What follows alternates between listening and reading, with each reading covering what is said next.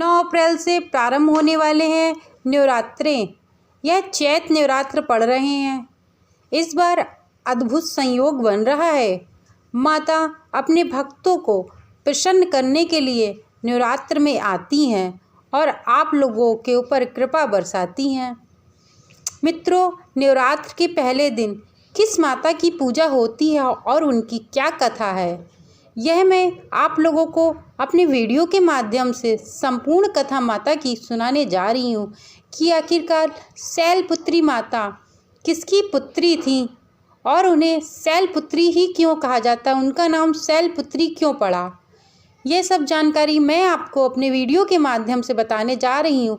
तो चलिए शुरू करते हैं आपको बताना।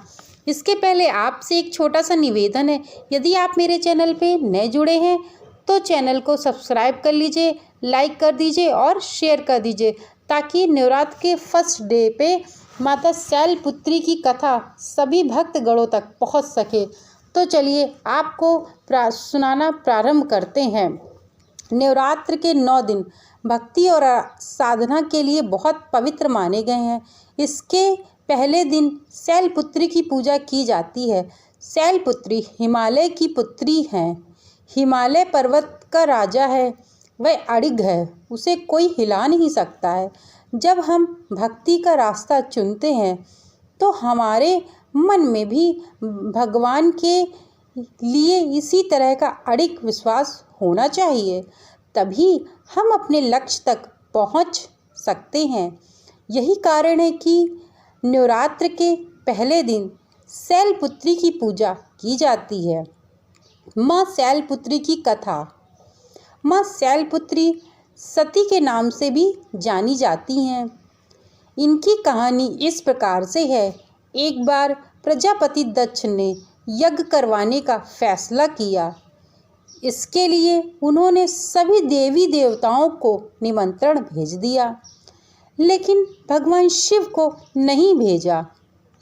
देवी सती भली भांति जानती थी कि उनके पास निमंत्रण नहीं आएगा, लेकिन ऐसा नहीं हुआ। वो उस यज्ञ में जाने के लिए बेचैन थी, लेकिन भगवान शिव ने मना कर दिया। उन्होंने कहा कि यज्ञ में जाने के लिए उनके पास कोई भी निमंत्रण नहीं आया है और इसलिए वहाँ जाना उचित नहीं है। सती माता नहीं मानी और बार बार यज्ञ में जाने का आग्रह करती रहीं। सती माता के न मानने की वजह से शिव को उनकी बात माननी पड़ी और अनुमति दे दी। सती माता जब अपने पिता प्रजापति दक्ष के यहाँ पहुँची तो देखा कि कोई भी उनसे आदर और प्रेम के साथ बातचीत नहीं कर रहा है। सारे लोग मुंह फेर रहे हैं और सिर्फ उनकी माता ने स्नेह से उन्हें गले लगाया। उनकी बाकी बहनें उनका उपहास उड़ा रही थीं और सती के पति भगवान शिव को भी तिरस्कार कर रही थी। स्वयं दक्ष राजा ने भी अपमान करने का मौका न छोड़ा। ऐसे में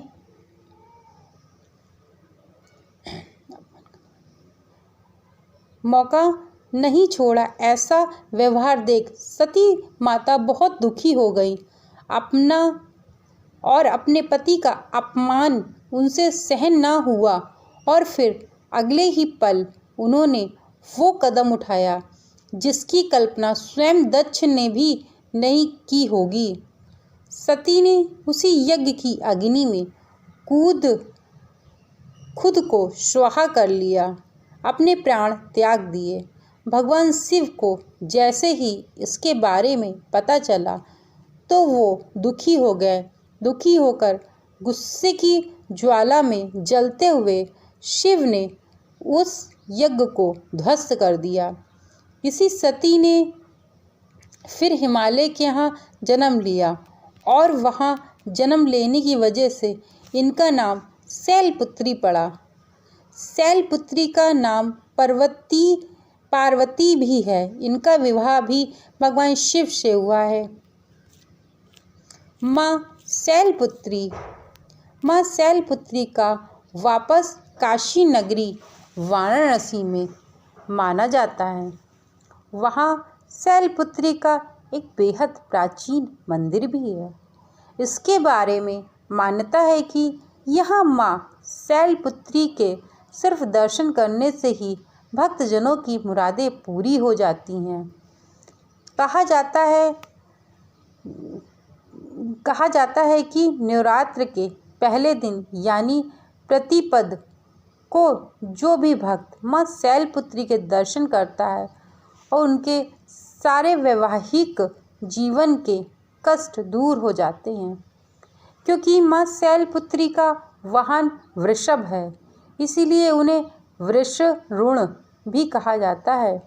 उनके बाएं हाथ में कमल है और दाएं हाथ में त्रिशूल है। माँ शैलपुत्री हिमालय राजा की पुत्री हैं और उन्होंने इसके पहले सती के रूप में जन्म लिया था और उन्होंने भगवान शिव का अपमान ऐसा हुआ कि वह सहन ना कर सकी। इस कारण से माता सती ने अपने प्राण को वहीं त्याग देना उचित समझा, क्योंकि वह उनके पति की बात थी। इसलिए भगवान शिव ने सती को खूब समझाने की कोशिश की थी, सती माता को खूब समझाने की कोशिश की थी कि हे प्रिय, हे सती, तुम वहाँ मत जाओ, क्योंकि यदि तुम वहाँ जाओगी तो तुम्हारा अपमान होगा और तुम्हारे साथ साथ मेरा भी अपमान होगा, जो तुम उस बात को सहन नहीं कर पाओगी। परंतु माँ सती सोची कि वो मेरा ही तो घर है, वो मेरे पिता का ही तो घर है, मुझे नहीं बुलाया तो क्या हुआ, मैं खुद ही चली जाती हूँ। माँ सती के मन में ये था कि वो वहाँ मैंने बचपन बिताया है, वहाँ मैं खेली हूँ, बड़ी हुई हूँ, इस कारण से उन्होंने वहाँ जाना उचित समझा। परंतु जैसे ही वहाँ गए, माता सती गईं और ऐसा तिरस्कार देखकर माँ को बहुत दुख हुआ, क्योंकि उनका हर जगह अपमान हो रहा था। उनकी बहन हो या उनके पिता हो, सभी लोग उनका अपमान कर रहे थे और उनके साथ साथ शिव जी का भी अपमान कर रहे थे। यह दृश्य उनसे देखा ना गया और उन्होंने अपने प्राण वहीं त्याग दिए। मित्रों, इसी कारण से जब एक पति पत्नी का रिश्ता होता है, यदि पत्नी के मायके में कोई भी फंक्शन हो, कोई भी शुभ कार्य हो, यदि उस लड़की को मायके से निमंत्रण ना आए तो उसे नहीं जाना चाहिए, क्योंकि इसमें उसका तो अपमान है, साथ में उसके पति का भी अपमान है कि कैसा पति है जिसने बिना बुलाए इस स्त्री को भेज दिया। ऐसे में लोग ताने मारते हैं कि लो बिना बुलाए आ गए, लोग बिना बुलाए आ गए। तो ऐसे में बिना बुलाए किसी को भी नहीं जाना चाहिए, चाहे वो मायका हो, खासकर मायका हो या कहीं भी हो, आपको बिना बुलाए नहीं जाना चाहिए। इसमें अपमान के अलावा और कुछ भी नहीं प्राप्त होता है।